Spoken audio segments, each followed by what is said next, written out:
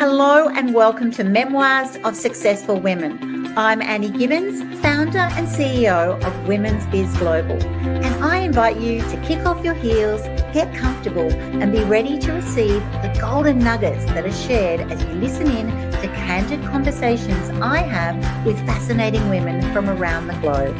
Business leaders, entrepreneurs, humanitarians, athletes, and a whole lot of regular people.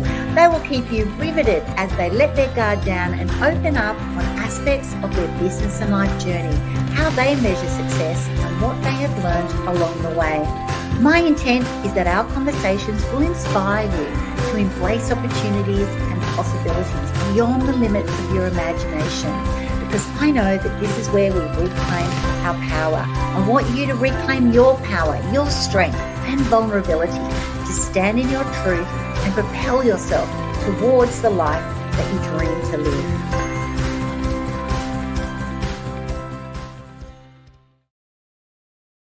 Well, hello, ladies and gentlemen. Let's get ready to meet an extraordinary guest today. Her name is Jocelyn Chong, and she is a true powerhouse in the world of communication and business growth. She wears many impressive hats, from being a leading communication specialist, a business growth coach, award-winning best-selling author, keynote speaker, to hosting her own impactful podcast, which I've just recently been on. Jocelyn's journey is nothing short of awe-inspiring. Over 2 decades of triumphs in the banking and finance sector, where she generated a staggering $200 million in revenue. She took the big, bold leap that many of us have done to follow her true passion, which is entrepreneurship. So armed with an MBA and a wealth of experience in high-level sales, leadership and communication, she then empowered thousands of business professionals and entrepreneurs. And her mission is to guide them in earning with ease. Basically, how can we do it in an easier way? Attracting dream clients to her and crafting lives of design. So that's not all, though. Jocelyn's work goes beyond business. She's also on a mission to help business leaders tap into their soul's calling. We're on Channel 9, Hive, Beam Magazine, FBA, Thrive Global, Digital Journal, Fox, Ask.com, The Times, Finance News. Is there anywhere this woman hasn't been? Well, now she can add Women's Biz Global to her repertoire. Welcome to our program today, Jocelyn. Oh, Annie Gibbins, you are an amazing, amazing host here. Just, what a wonderful introduction that you've made for me. I really appreciate that. And, well, I'm so glad to be here on your show. I've been excited all week about you coming onto my show, and I want to dive into my first question with you. Can you share some practical strategies? I'm a practical kind of gal, and I know most of my listeners are as well. So what are some of your practical strategies for intentional thought creation that can help individuals shift their mindset towards success and abundance, which is what you're all about? Yes, I love that. So every single day when we wake up, we have these unintentional thoughts that just come into my mind every morning without thinking, right? We have got 60 to 80,000 thoughts every single day. And if we don't actually set an intention, we will let those thoughts rule us. So here's what I do with my clients who come into my space to work. Intentional thought creation is you think about, right, what thoughts do I want to create today? And think about a sentence. Let's use this. I am in high demand. You are a business owner. You think that thought. I am in high demand. Then you want to choose one emotion that you can feel. What does that mean when you're in high demand? You're calm. You're relaxed. You're at peace. And so, what sort of actions would you take when you're calm, you're relaxed, and you're at peace? So you'll be writing up posts. Let's say you're a digital course creator. You're writing up posts because you're calm, you're peace. You're not the opposite of that. You will meet people. You would share your content and you help them out and you'll be resourceful. So those are the actions that you take. You would go out and you would offer what you can do to help another person feel better once they leave you. And guess what? When you do that sequence, the results, of course, is going to be you are in high demand. So that's one example of how you can create intentional thought, feeling, action, and your results will be in line with that thought process. So you could do that for anything that you want. If you want to dive in deeper into your sales, you can create one thought about sales that you are going to use that day and practice thinking about that. And then what sort of emotions when you sit on a consultation call with your client? I'm there to serve them for their highest good. And then what action would you take next? What would be something that you would help them out, resource them? And then guess what? Consultation close, because they want to work with amazing people like you. So that's a couple of examples I can offer. I love that.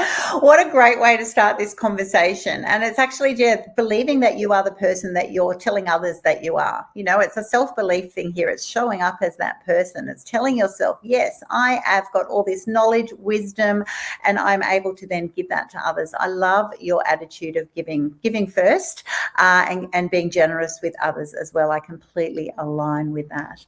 I'd love to tap into that. You mentioned sales before, and sales psychology is such a crucial aspect of business growth, right?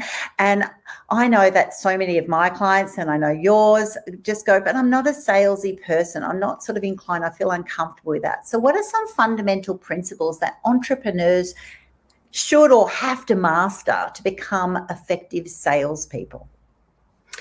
I'd like to think about sales as just an invitation to help someone with your talents, your God-given talents, your superpowers. And so let me give you a practical example. So if you are good in helping people lose weight, you're a weight loss coach, then help them with that by saying, look, I can help you do that because I've gone through that journey. I've got tools, methods, and formula to help you, guide you through that. Within the next 60 days, you can lose 5 pounds and you can keep the weight off. Be so clear around that it is so easy that you're not trying to desperately sell someone, I've got a formula and it's going to help you out. And if you take this with me, I'm willing to discount that today. None of that energy. It is completely divorcing yourself from a result. It is purely coming from a full, whole heart of, I'm here to serve you. I know that when you work with me, the results is going to leave you better, and it's going to be getting you the results faster. It's going to help you get more time back, which means if you lose weight, guess what? You feel better about yourself. You'll be able to play with your kids more. You'll be able to serve others at the highest level. You think clearly. So it's helping them think differently about the sales component. The other thing that I commonly hear about a lot of entrepreneurs is that I don't want to sell something to people because I don't want to be salesy. And that's a common phrase that I hear. Well, we are not there. If you are actually helping someone at the highest level, you're just really, truly, genuinely offering support. You're not selling something. A lot of people think that selling is, maybe we're conditioned to think like car salesmen or people that are very transactional. They are insurance people coming to your door, knocking and helping you get your insurance. And those were the very old and traditional, outdated way of thinking about sales. Sales is really just truly helping someone with a product that you can support them and that leaves them better after they have come into your world, your orbit, and how you support them. It's so true, isn't it? It's actually an opportunity to provide the answer to their problem, right? If you're actually looking at a product or a service, it's that someone has an acute need and you just happen to provide that product or service that can help them. So this view, and I know so many people struggle with this, Jocelyn, and it's understandable because they've probably had a childhood of watching salesy people who are so pushy, or they have felt they're harassed by salespeople. Whereas, we know in modern business, business, you're not going to get much business if you are pushy. People are going to make that decision once they have, often followed you for a period of time, checked out your recommendations, asked someone else about you. They've got to be really aligned to actually make that. So by the time you're making that sale, it's actually just an opportunity to serve, or that's what it should be. So I'm sure you're aligned with that. We've mentioned also about wealth creation. So we want, your example was weight loss in that way, but also the same principles apply to wealth creation. We're wanting to create wealth as women so that we have all of those wonderful opportunities to spend and live our life the way we're wanting to do. So can you highlight some specific challenges that women often face in this regard, being focused on their wealth creation, and what strategies they can implement to build lasting financial security? Because for me, financial security means freedom to actually live a life with intent. Gives you safety, security, and also obviously a lovely lifestyle. I'd love to hear your wisdom on this topic. Absolutely. I love talking about this topic because number one, I work in the banking sector and I'm an ex-banker. Number two, I've been in the wealth management. I was a financial advisor, and then I went in to lead larger teams. And so that was like, a lot to do with helping people create wealth, generational wealth as well. So I can talk about this all day, every day for like hundreds of days. But let me share with you the very simple principle around wealth. Number one is to find out what are your money blocks. It's actually the money blocks that hinders people from creating more wealth. And so it could be simple as, I don't like maths. Money is hard to earn. I have to work more to make money.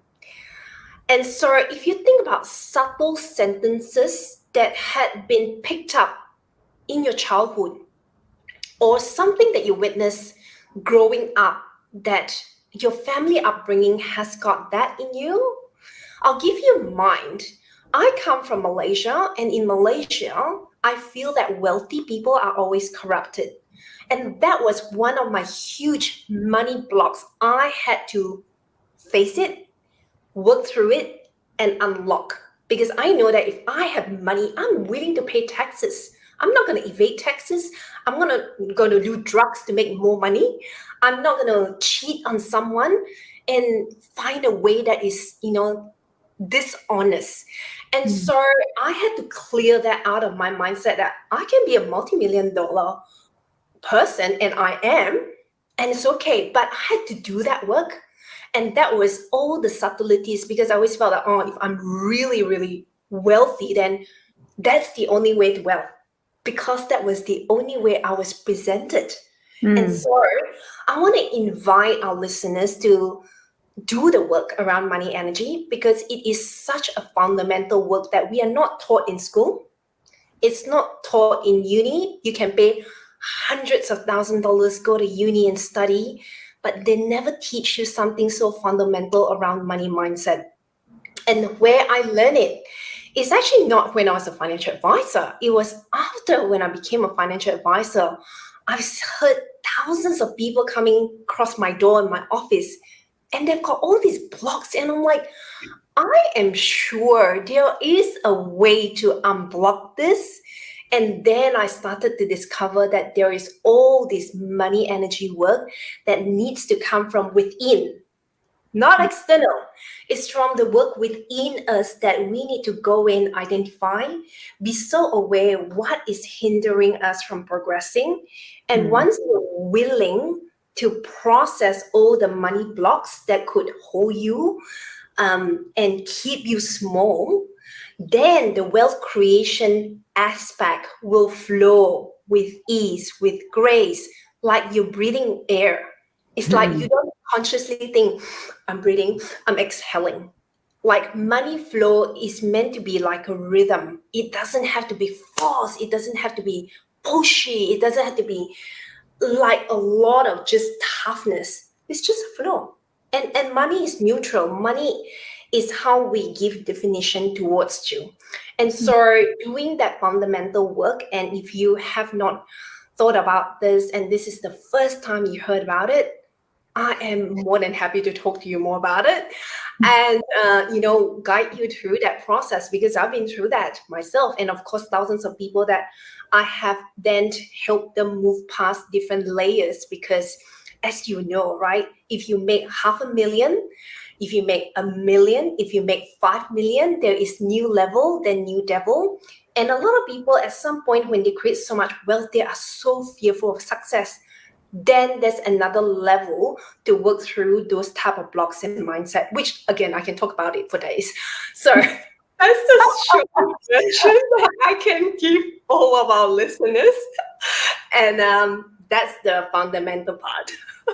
I'm definitely going to have you as a guest speaker in my money mindset program, for sure, because you are the guru of that. And I love what you said there, that there's going to be different levels of that. So one, it's being aware, a lot of awareness into those money stories that you've actually been told. You know, I've had people even say to me as an instant response of, oh, our family's never been one to attract money. So it's such a blanket statement, which is so limiting. And you use that word as well. Or I don't want to earn a lot because I don't want to be one of those selfish people, oh my goodness, or greedy people. It's just interesting, these thoughts that suddenly come into your head associated with experiences you've probably had in your early childhood that can then be really limiting to you. It was a huge breakthrough for me, Jocelyn, when I actually sort of really thought through that and went, now I actually go, you know what, I actually want to be hugely successful, because then I've got huge amounts that I can do great things with. So it's actually a choice. It just gives you opportunity then, give scholarships, do aid work. If you want to keep it all yourself, no judgment, but it just gives you opportunity. So I love this whole topic, and I think it's so refreshing to be able to talk about it with you today. Now, I also know you love talking about transformational leadership, and this is such a powerful concept. So how can leaders cultivate this approach to not only drive their business success, but also to inspire their teams to reach their fullest potential? Because as you grow and scale, you're going to then have to bring on more people. And so I too love this topic, but I'd love to hear your thoughts on how can they actually really intentionally focus on cultivating this approach. So I'm sure our listeners have witnessed this in your lifetime, that you have leaders who just pass on so much information and they are not people who are transformed.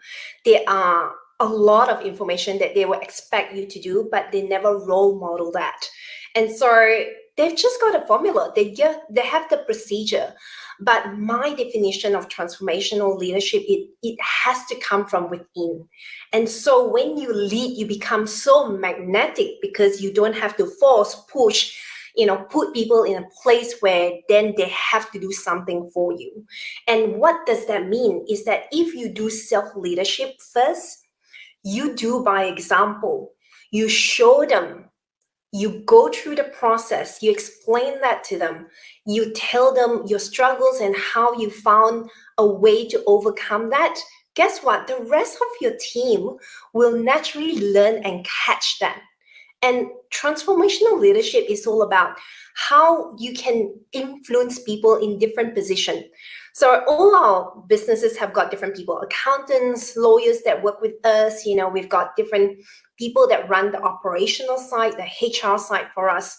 And as a transformational leader, some basic things that we need to do is we need to lead by example. And that, what we needed to do is to go deep rather than external and follow. These are the principles that I expect you to demonstrate, but I'm not going to demonstrate, but I'm a leader with the title. So you need to demonstrate that to me. And that's not going to be transformational at all. Nobody is going to actually follow through. In fact, the truth of the matter is people are going to talk behind your back and they will not respect you. So transformational leadership is very much around, these are my journey. Let's communicate openly. Let's negotiate openly. Let's be open about what we go through, how we take feedback, how we implement them. And the other side of that is, what do you do for your inner work? And inner work is what I call, do you look after your health? Do you look after your mindset? Do you look after and invest in your own growth and development? Because leadership is not a set and forget approach. It is growth, continually growing, evolving, be a better person from the last 12 months, continue to ask for feedback from the right trusted advisor and implement them and continue to grow. And so once you do that, it makes such a big difference. And other things that might be minor is, are you looking after your sleep? Are you eating well? Are you doing workout? Are you, looking after your mindset and reading, podcasting, being part of the right network? Because those influences the way you position yourself as a transformational leader. And so if you think about this as a mini audit from this conversation, to go away and don't have to tell anyone that you and I shared this, thing between me and Annie, and that you can go, look, actually, I'm going to sign up to a PT and do, twice a week. You watch transformation happens because you done personal training twice a week. Even as simple as you drink 10 glasses of water every single day, you wash the toxic out of your body. You might go, you know what, I'm not going to watch Netflix till 11 o'clock. I'm going to go to bed at 9. The more you allow your brain to rest and sleep, the better your decision will be the following day.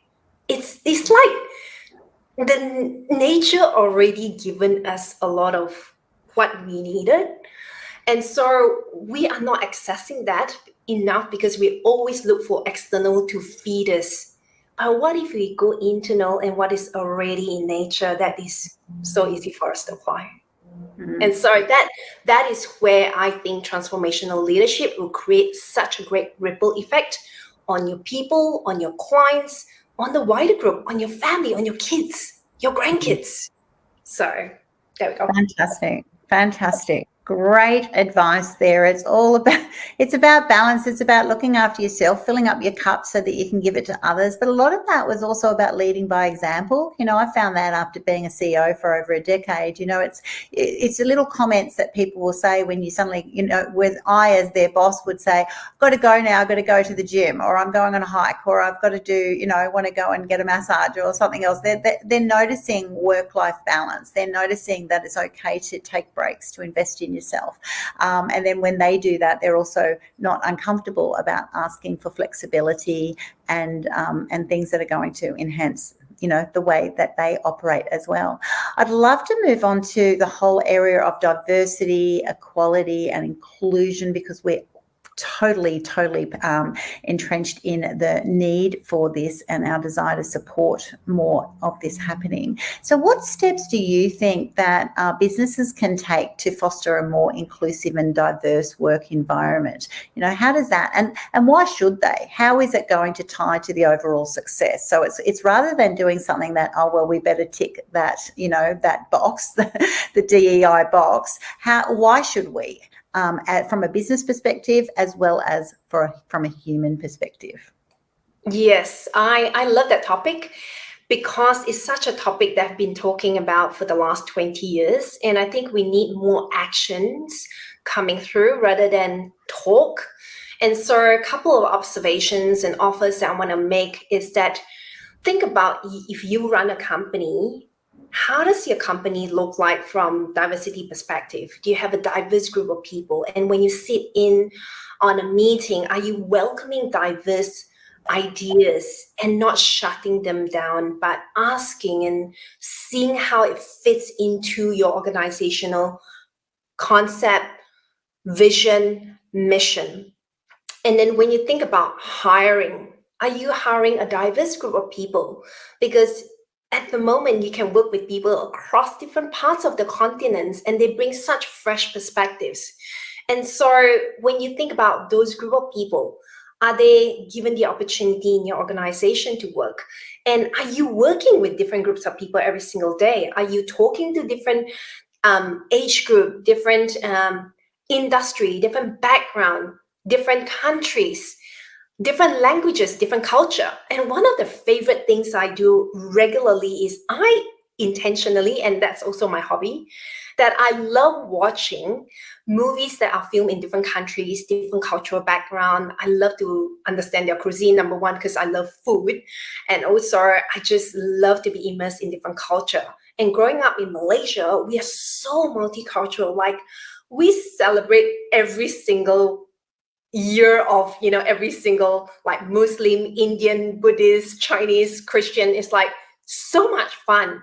And if you grow up in that environment and it's just a way of life, you will know how much richness there is to enjoy. And it's so delicious. Let me tell you, it is delicious when you really embrace diversity, equity, and inclusion.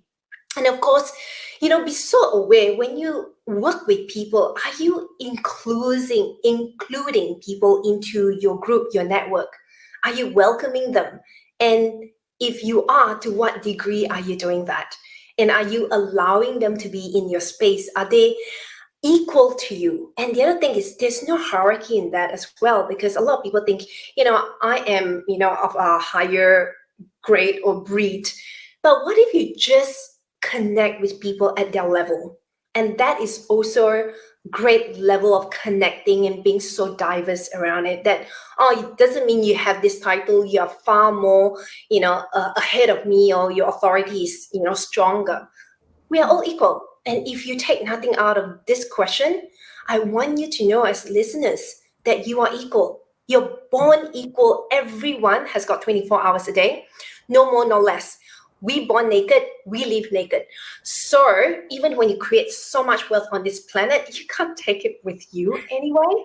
And so think about, everyone's equal. It's just how well you use the talent that you've got. And so let's think about how we can change that. And one other final point that still annoys me a lot is, there's a lot of photos and conferences that you have a lot of imbalance, right? You have like a lot of male that doesn't have enough female, or you have a lot of female and there's no male. And so how can we bring a balance into it and be more conscious around bringing a balance of ideas, topics that we can actually champion?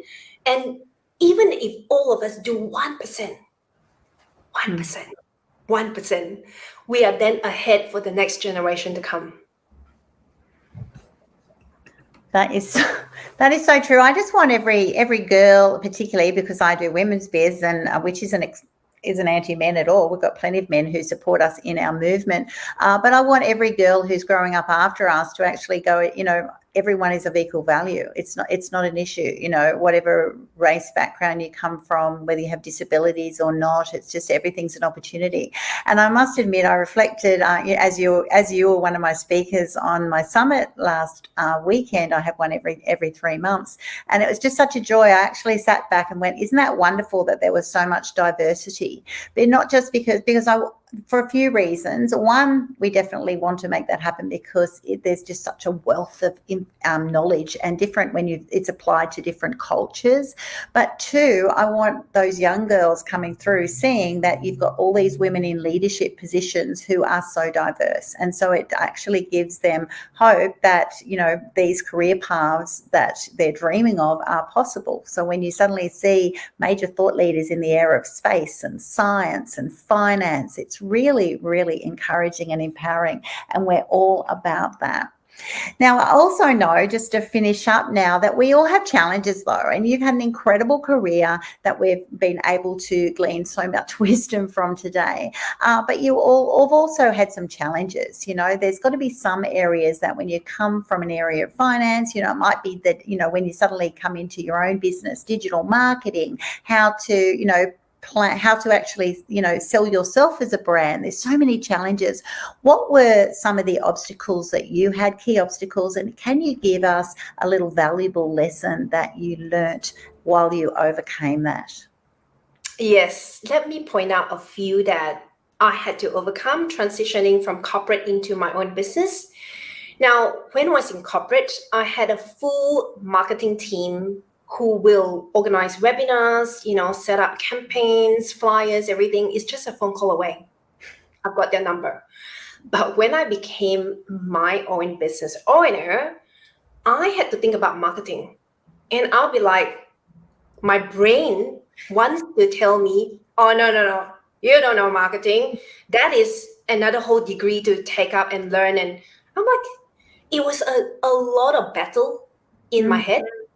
a lot of chaos and conflict. Like, I'm not a marketer, no, but you need to market and you need to not hide in the brand that I used to hide in. Because number one, I work for the largest bank in Australia. So my business card, I pull out, everyone will command respect. I've got the title, I've got the yellow logo. But now I am the brand. And so thinking about your personal brand is so important, and how you show up. And so a couple of tips, if I may offer our audience, is from a digital marketing perspective. If you got platforms that you're showing up, and if you have not shown up yet, I highly recommend that you do, because we are in a digital age. So there is things that people will validate how you show up, whether it's LinkedIn, whether it's Facebook, whether it's Instagram, whether it's Thread, whether it's Twitter, TikTok, the whole shebang. But I want to invite you to go back and just review, even if you don't always create content, but to review where you are at in representing yourself. Couple things. Number one, make sure your picture are professional. They are not like 10 years ago that you have not updated. And don't cut a picture because you attended someone's wedding and you dressed so well and you cut that out. Please do yourself a favor.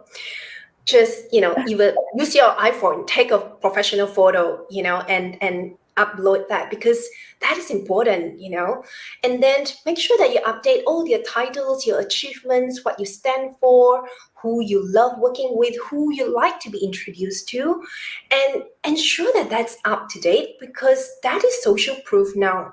Unfortunately, we live in a digital age, so it's not something that you can ignore. And it's like iPhone, we've got iPhone 14 now. If you don't have iPhone, or you don't have Android, or whatever it may be, you can't quite use a Nokia or a BlackBerry. You can, but So what I'm offering is that think about how you can upgrade your brand, and that was really important. So, 4 years ago, I had to think about that, because I have never sold or helped anyone that I need to use social media for, because clients come to me. I mean, I work for, large companies, but that's something different when you run your own show. So branding was very important. Make sure that you know about marketing. Make sure you create your own content. You are full of content. And so that was one thing that I had to believe in. I was like, actually, all my content was like, what I studied, from my MBA. So I don't know if I've got content. And I had to do a lot of inner work to believe that actually I do have content. My brain presents that to me. I run strategy days and I've got all this content. I run conferences. They come from my brain. But it was just funny things that I had to work with. And another one that I had to deal with was, because I've always been in mid-tier leadership, I was not the GM or CEO. Everything that we go through needs to go through a CEO sign-off. And it was like I was waiting for someone to approve something subtly, because you always have to wait for a board or someone to approve something. So it was that had to lift that lid off. I was like, hang on, I approve me. I approve my company. Why am I waiting? Because, if you run a large company, you have legal to sign off, you got a finance to sign off, you got so many sign off. And that was huge for me to I don't need any sign off. So it was, all these minor things. It's so subtle, but it plays such a big part in your world. And so, yeah. Thank you for sharing it, because that's so true. In fact, once you fully embrace it, you go, how agile am I? I can just get an idea and just do it. You don't have to have all those approval processes. So there's a lot of gain there, but it is a very strange concept. I know I still miss all of my staff as well. I regularly go through those. I was like, oh my goodness, that's why I've got a whole lot of beautiful interns now. If you want to know about that process, just reach out. And I love that journey, because that's absolutely true. People see on the face of it. Well, if I've seen Jocelyn Chong on, all of these media outlets that I mentioned in your introduction, surely she has a team of people who then set her up to look that way. Surely, she must have some staff or just have done a qualification in that. And often no, we come from all different walks of life, don't we? And so they're all parts of business, though, that you do have to learn the basics. And I know we're very passionate about that, but you can learn it, quite easily, once you actually realize what is required. And then you also get the choice that, how am I intentionally now going to show up? I'm not someone else's brand. I'm actually my own brand. And how does that play out? And it is so important. I love those comments that you made about checking your profile, making sure it's up to date and current. You've got no idea how many people I then reflect on something and they go, oh, no, that's not happening anymore. And I go, well, it's on your LinkedIn. It's on your website. And then their look of shock. And I'm like, yeah, you've got to stay current, because if you're then at that next level that people are watching you want to make sure that the facts are correct. Oh my goodness, we could talk all day, Jocelyn. Yes. So I'll have to have you back on my show another day. Thank you to all of our beautiful listeners around the globe who just constantly give beautiful feedback about Women's Biz Global podcast. And I know you're going to be loving on Jocelyn Chong today. If you're wanting to reach out to her a little bit more, even personally, check her out at jocelynchong.com.au. Or, of course, you can find her hanging out in Women's Biz Global Tribe. You can just reach out via Women's Biz and I will put you in touch with Jocelyn. It's been such a delight having you on my show today, and I wish you all the best for your future success. Thank you so much. You're brilliant in a lot of ways. So keep doing what you're doing. I really appreciate you. Thank you. Thanks so much for tuning in to this episode of Memoirs of Successful Women. I'm Annie Gibbins, founder and CEO of Women's Biz Global. And if you would like to fast track your future success, hop on over to womensbizglobal.com. Find out about all things women's biz, and most importantly, take the opportunity to have a free trial of Women's Biz Tribe. I look forward to seeing you online very soon. Until next episode, bye for now.